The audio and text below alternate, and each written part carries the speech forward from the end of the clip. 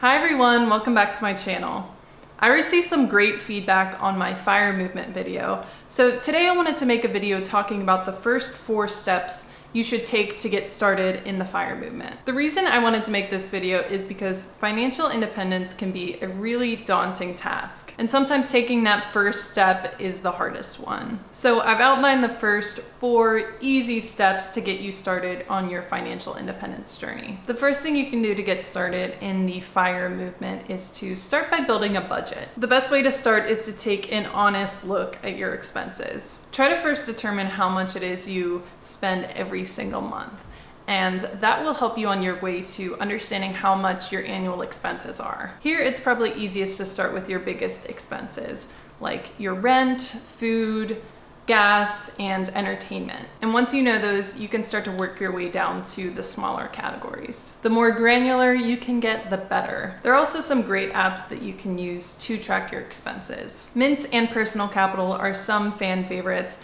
I personally love Personal Capital, but these will automatically look at all of your different accounts and track your expenses for you. We all know that every month can be a little different than the previous one. So after you've been tracking your expenses for a couple different months, it'll be easier to see what your average is for your monthly expense. And then, like I said, once you know those monthly expenses, you'll be able to calculate your yearly expenses, which is a very important number when you're trying to reach financial independence. Once you have an overview of your historical expenses, then you can start building out your budget. You'll then be able to analyze and find some areas within your budget where you might be able to make some cuts. Eating out and entertainment are 2 big categories in people's budgets, which usually can be immediately reduced. The bigger categories, like rent, are probably ones that you can't make immediate changes to, but it would allow you to start thinking about how you can adapt some of these categories down the road. Once you have this budget established, you can start looking at your leftover income, which will help you determine your savings rate. This is the real number that will help you determine how long it will take for you to reach financial independence. So once you have this framework in front of you, that's when you can really start to make some progress.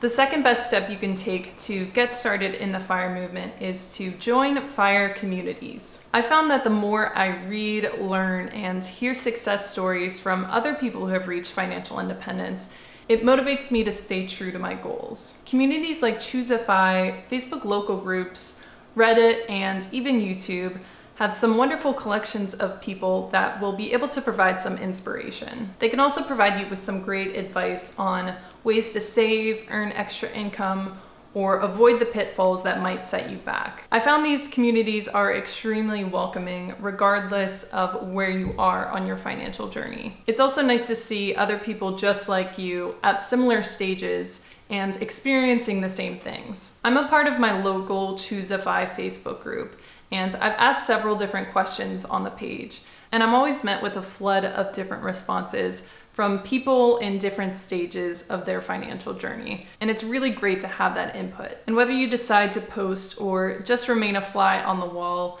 these communities are a great way to stay engaged and informed. The third easy way to get involved in the FIRE movement is to familiarize yourself with the literature that is typically associated with the lifestyle. Books like The 4-Hour Workweek, The Simple Path to Wealth, and Quit Like a Millionaire are great places to start. They tend to be lighthearted, inspiring, and have some great advice from real trailblazers who have made their FIRE dreams a reality. I've included some links to these books in the description below. I found these books harder to put down than most novels because they're kind of story-based. It's someone telling their own FIRE story, and you can start to visualize yourself in their shoes. I definitely recommend them to anyone looking for some fun, motivational reading and to help get excited about what's possible. The 4th step to help get you started in the FIRE movement is to figure out what motivates you to reach financial independence. Basically, you should just take a moment to really think about what you're going to do with your financial independence. For some people, travel might be the thing that they most want to do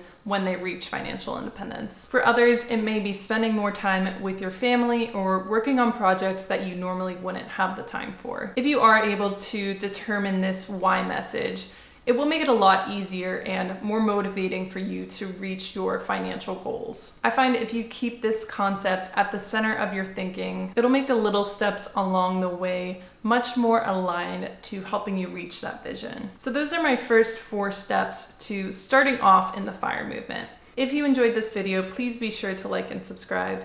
And if you have any other tips and tricks to getting started in the fire movement, please let me know in the comments below. Thank you all so much for watching, and I hope you all have a wonderful rest of your day.